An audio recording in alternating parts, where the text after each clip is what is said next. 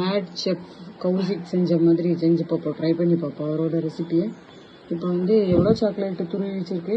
200 grams chocolate வந்து துருவி வச்சிருக்கு. அடுத்த ஸ்டெப் பார்க்கலாம் வாங்க.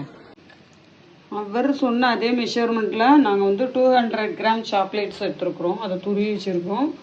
அதுக்கு வந்து 125 ml வந்து என்னது 125 கிராம் வாட்டர் வந்து பபிள்ஸ் வர ஸ்டேஜில் சாக்லேட்டை ஆட் பண்ண போகிறோம்.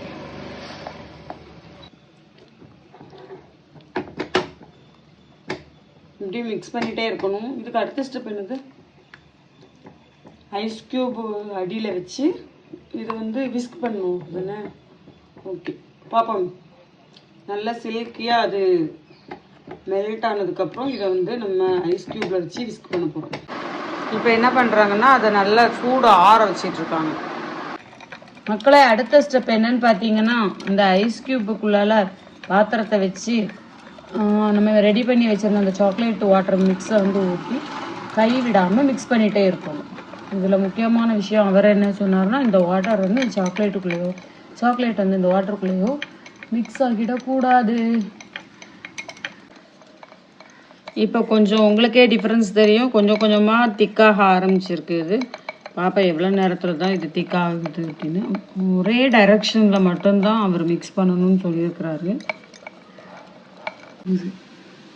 ஃப்ரெண்ட்ஸ், இங்கே பார்த்தீங்கன்னா தெரியும், இப்போ தான் கொஞ்சம் கொஞ்சமாக திக்காக ஆரம்பிச்சிருக்குது. நாங்கள் வந்து 35க்கு ஸ்டார்ட் பண்ணோம்.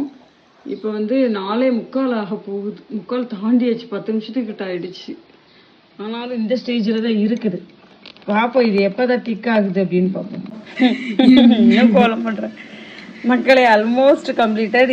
ஒரு 80% வந்துருச்சு. இன்னும் ஒரு 20% வர வேண்டியது இருக்குது. ட்ரை பண்ணுவோம். நாங்கள் என்ன ஒரு மிஸ்டேக் பண்ணோன்னு இப்போ தான் கண்டுபிடிச்சோம். பார்த்தீங்கன்னா வெளியில் வைக்க வேண்டியது ஐஸ் க்யூப்பு. எங்களோட ஐஸ் க்யூபெல்லாம் மெல்ட் ஆகி தண்ணியாகவே ஆகிடுச்சு.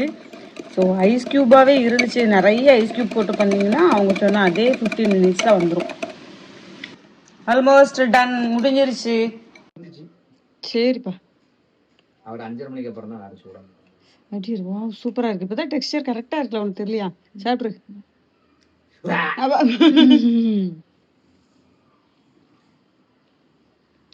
ரெடி.